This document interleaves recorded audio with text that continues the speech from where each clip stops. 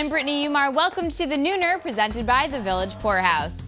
Well, the Mets beat the Braves last night 4-3 despite several attempts to lose, like leaving 13 men on base and Carlos Delgado dropping a potential game-ending pop-up in the ninth, like the Mets wish they could drop Oliver Perez. Tonight, NL Pitcher of the Month Johan Santana, who has taken on quite an almighty savior role for Mets fans, climbs the Citi Field mound against the Phillies and Chan-Ho Park, which means that for the first time in the history of Citi Field, we can actually say that there's a chance that Jesus Christ might get some run support. Joe Girardi got booed by the Yankee Stadium crowd last night and treated with cheers of "We want Torrey" in the ninth inning of the Bombers' loss to the Red Sox. Spectators even heard the chants coming from the Yanks front office, though those sounded more like "We tentatively want Torrey, but only for 1 year at a time, despite all he's done for us." In more bad news, Jorge Posada is heading to the DL with a hamstring strain, joining Aaron, Xavier Nady, Chin-Ming Wong, Cody Ransom, Brian Bruni, and Damaso Marte. Wow, even the Yanks disabled list is old, overpaid, and has a terrible bullpen. Despite a shaky first inning last night, Jabba Chamberlain settled down to strike out 12 in only 5 2/3 innings. It's almost as if he developed a tolerance to all the hits early on and then was able to handle more innings without the same effects throughout the game.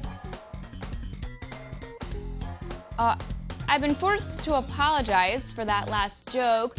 While I'm allowed to make meth jokes about Jabba's mom, that last one insinuated that Jabba uses meth, which is completely untrue.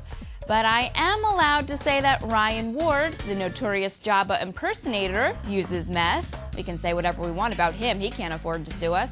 Hell, he does meth, he robs stores, and he may even eat kittens. What an evil, messed up mother... Anyway, if drug addiction is a disease that just doesn't go away, I'd like to rename it Brett Favre. The former Jet and current media slut is reportedly set to meet with the Minnesota Vikings about playing for them next season. It's quite clear that the only way this old horse will ever truly retire is if they treat him like a real old horse that needs to retire.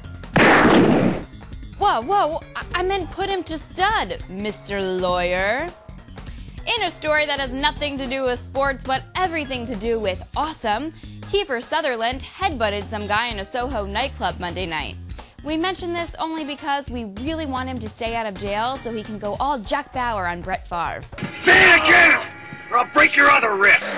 Alright, before we go, let's just get the inevitable Favre news cycle over with. Brett Favre comes back. After that, Brett Favre throws a costly interception. Then he cries. Then he retires. Then rinse, repeat. It's disgusting. Show me Sanchez. That's better. He's so dreamy.